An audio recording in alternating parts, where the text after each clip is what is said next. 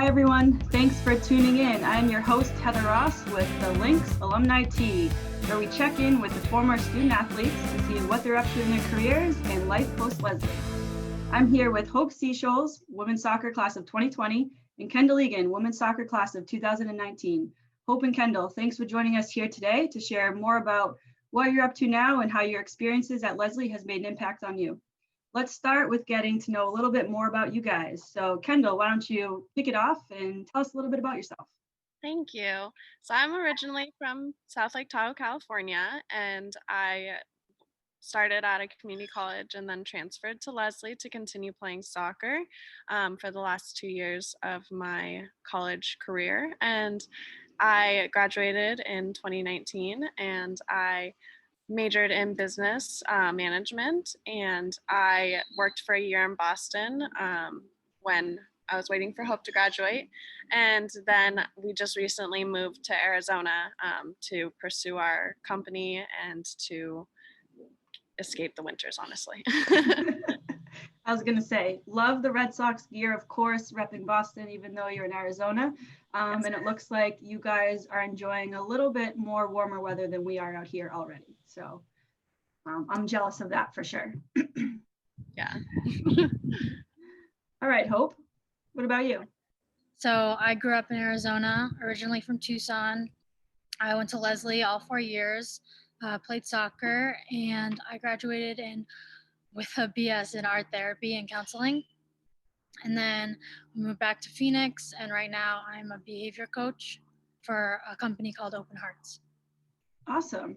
So it seems like the two of you are utilizing your degrees in different ways a little bit. And really this joint venture that you guys have, which we're going to get into in depth, is a way for you guys to connect using your degrees, but also impacting the world around you. So I'm super excited to share everything that you guys have been doing with our entire Leslie community. So let's get started. First of all, I found or came across you guys and what you're doing on social media, because of course, everything these days is social media. I saw a post that Coach PV posted. I think it was some pretty sweet soccer cleats with the Lynx logo and the colors. I did my clicking around, see what I could find, and it brought me to your page. And then that's kind of what sparked me to introduce you guys to the Leslie community and share what you guys are doing. So why don't you tell us more about Shoes for Hopes? Yeah, so we started Shoes for Hopes in July, and we really wanted to be able to give back to the community and do more with Hope's talents as an artist than to just make profit off of it, I suppose. We really wanted to do good, especially during this time when it seems like there's so much division. We wanted to be able to bring people together and to give back however we could. So we donate 10% of the proceeds from each pair of shoes that we sell to the charity of the customer's choice. So we have a list of charities on our website that we've researched to ensure that they're going to utilize the donations effectively and ethically. And those charities that we have researched, the customer can choose from, and then 10% of the proceeds go to that. In addition, we have chosen a charity of our choice because we wanted to be able to have one that we believe in their mission and vision and be able to support them as well with every purchase. So 1% of the entire proceeds go to, it's called Together Rising. It was started by Glennon Doyle. She's an author and activist, and she basically, Together Rising just is to help everyone and anyone in the community in different ways. It's not a specific cause, it's more whatever is an issue right now and what's relevant and what needs the most help. So we donate 1% to her charity, and we are really happy just to be able to help and give back. So that's kind of the mission of our company and why we do it. Cool. And I actually saw that Glennon Doyle commented on your shoes that you made, the Untamed shoes. Yeah, it was really exciting. Yeah, we actually sent those to her. So. Yeah, we had sent them to her before we posted them because just hoping that maybe she would see them. And then, yeah, when she commented on the post of them, we were really excited that at least she got to see them on social media, even if she doesn't receive them in person. Yeah, so I'm assuming, with your background, Kendall is more of the behind the scenes business part of the company, where Hope, you get to be the creative director and really use your art skills, put those to the test. So Yeah. Hope, kind of talk us through more of what the creative part is and how long it takes you to make these shoes. Yeah, absolutely. So when someone messages us or is interested in getting some shoes, I'll ask them about either ideas, so images, or just even hypothetical ideas that they're interested in to see. And then I'll create a mock-up on the iPad, so it's all digital, with the shoes that they had in mind. And then I can send those over to them with a bunch of different ideas, and they can contribute after that, see if they want anything changed, or if that's what they want to go with. And then I start the process of ordering the shoes. And then when I get the shoes, Or they can send oh us yeah, the shoes. that's true. They can send us shoes too if they have them already. And I'll start prepping the shoes, which is usually, it just depends on the shoes. So if it's a leather shoe, I'll usually I'll do some sanding, and I'll use some acetone just to take off the top layer that's usually on the shoe when you first buy it. And I'll tape off the bottoms and other places that I don't want to get paint on. And then for canvas shoes, I'll tape it off as well, and then just put like a first layer of primer on there. And then how long do the shoes usually take you? It depends on the detail, but on Yeah. average. On average, the shoes have been taking me 5 to 10 hours. Show them off, Hope. Yeah, so these are shoes that I did initially. These are for Stranger Things for the show. Yep, those are awesome. It was more season 3 that inspired the shoes. So these ones took me about 22 hours. Wow. Just because the portraits are super detailed. Yep. And there's a lot of color and a lot of things going on in them. For all you Stranger Things fans out there, be sure to check these out. Sure. Yeah, I'm really attached to these shoes because of how long they took me to do. But also because they look really cool. Yeah, so. that's true. No, they look really good. And this next pair, also another one of my favorites that I've made. Okay. For Justice Ruth Bader Ginsburg, who recently passed. These are in honor of her. These are the collars that she would wear. Usually her dissent collars. And so it says notorious on the side, and the other side says real change, enduring change happens one step at a time. Awesome. Is it hard for you to give up the shoes once you do them? Some of them. Yeah, some of them for sure. I really enjoy it because it's so unique and individual to the people that I'm giving them to and making them for, and just to see their reaction, to see their face when they receive them that's the best part of the job. Yeah, like we haven't posted them yet, but Ooh. they are also really fun. Yeah, those are fun. Like the colors. Yeah. So these ones probably took me like 10 to 12 hours, so not as long, but still super fun. Yeah. It's a good day's work. So the Art Deco ones that I was talking about before, these are product. Oh, wow.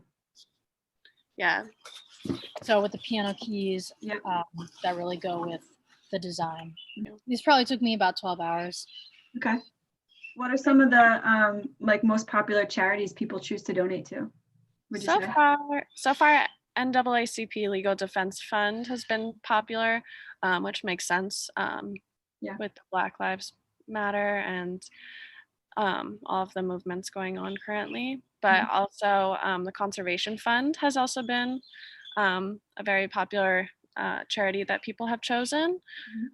And then I'd say the third most popular is Big Brother, Big Sister. What's your future vision for this business and what you guys are doing?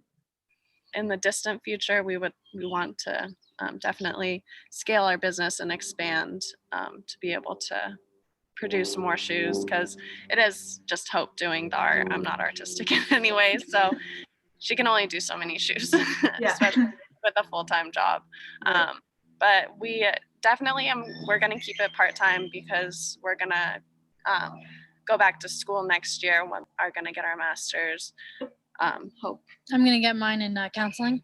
Yeah, and then I'm going to get mine in more of an entrepreneurial field so that it can help us to continue to grow our company. Awesome. Yeah. And you guys were obviously teammates in college. Kind of what made you decide to come together on this kind of venture and start the company? Well, we started dating when we were in college together playing soccer, and we have always talked about starting companies and about ideas and things that inspired us. I made a pair of shoes for my best friend for her birthday, and at that time it was peak COVID, so we were all in quarantine, all in lockdown, and I really wanted looking for things to do. Yeah, exactly. I don't know, not start a new hobby necessarily, but really just expand on what I've already been doing. Okay. It's something that I love to do. We were like, well, we could provide this for more people. Like maybe we should really start this and put more energy into it. And obviously our backgrounds in mine being in business and hers being more art therapy and creative, our skills complement each other in this venture. Absolutely. And knowing that you have two different backgrounds in education, how has Leslie prepared you in your educational path to kind of get to where you are, or how is it helping you right now in your business? I mean, all of the things that I've learned are definitely applicable to the company and to the things that we need to do to like stay in business, basically. Like we do have an accountant that we work with, but I work really closely with him, so all of the accounting that I learned and all of the business startup classes I took definitely have enabled me to kind of start this better and make sure that we're doing the right things instead. I'm definitely utilizing my skills for my other job as behavior coach, more in that sense.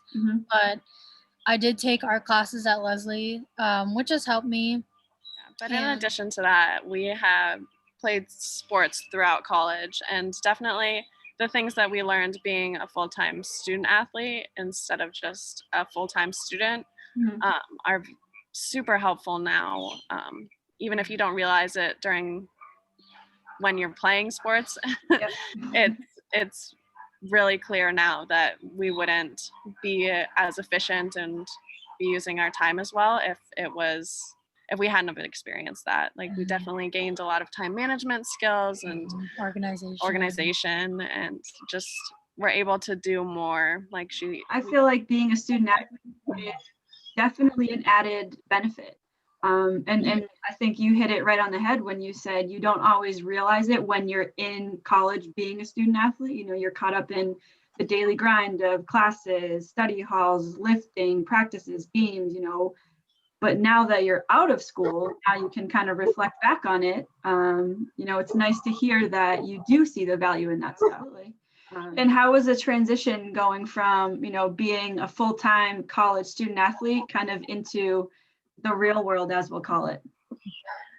I mean, I think it went well for us because before we graduated, we made sure that we found hobbies that we enjoyed, things that could take up that time that we were spending doing our sport or studying, things like that.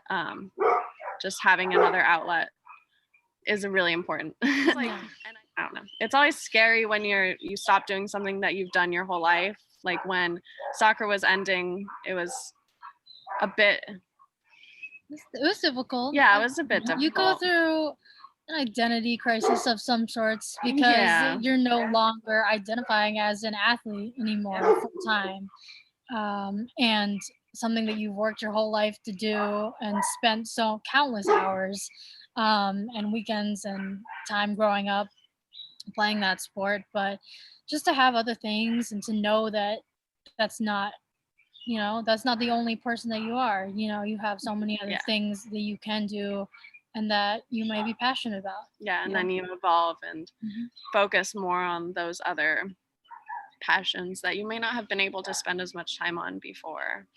Yeah, absolutely. And I think even, right now, given the world that we're in, a lot of our student athletes are in ways somewhat dealing with a little bit of that identity crisis that you talked about. What is some advice that you could give them during this time to encourage them, or ways that they can find hobbies outside of their sport if they can't physically do their sport right now like they're used to? You can still do physical activities so that it doesn't feel like I haven't been able to do anything, and then the the anxiousness of not moving and stuff would set in. So I think it's definitely important to have, if you're gonna have outlets, to have one that's physical, maybe one that's creative, that you can relax more when you do, and making sure that you have both and not just one. I would definitely say self-care. I mean, that is all inclusive of physical and mental. And also just like, don't be afraid to fail, because you're going to try stuff and sometimes you might suck at it, but it's okay. Sometimes you might suck for a little bit, and then but you'll even get better. if you're having fun, like, why not just keep doing it? It's okay. That's true. I know a lot of people who are like, I'm not good at art, but if you enjoy doing it, who cares, Who cares what anybody else thinks? Yeah. And we got to do that on the field, right? No matter what sport we're playing, we're going to fail, and we can't just dwell in our own self-pity of failure. We have to find ways to get out of that and move on. So I think that's definitely some great advice that we can give our current student athletes. Any other last advice you want to give to our student athletes? It may feel like small when you're trying to make a difference, but even the littlest thing can have a big impact. And if you are looking for ways, especially now, to make a difference or give back, just any way you can, whether it's small, whether it's just donating a few dollars every month to a charity that you care about, it's going to make a difference in the long run. And you're never too young to make a difference either. People may have thought that we were too young to start a company, but you're never too young to start a company. And don't let anyone hold you back, or anything that anyone says determine what you're going to do, because it really doesn't matter what other people think. Yeah, I would say just pursue what you're passionate about. I'm working a full-time job right now, but doing shoes on the side is it doesn't feel like a second job for me. Yeah. It's something that I get to do, that it's relaxing, it's super fun, and it's rewarding. Yeah. So as long as it's something that you love to do, then just go for it. Well, thanks so much for joining us. I totally enjoyed talking with you guys. Of course, hearing about your company, all the great things that you guys are doing. I know I can speak on behalf of Leslie Athletics that we're super proud of you guys for the work you are doing, around you and your community. And as Leslie alums, it's great to hear that. So we thank you for joining us today. And everybody else out there, don't forget, follow them on social media at Shoes for Hopes, and go to their website, shoesforhopes.com. Check out what they're doing and support their cause.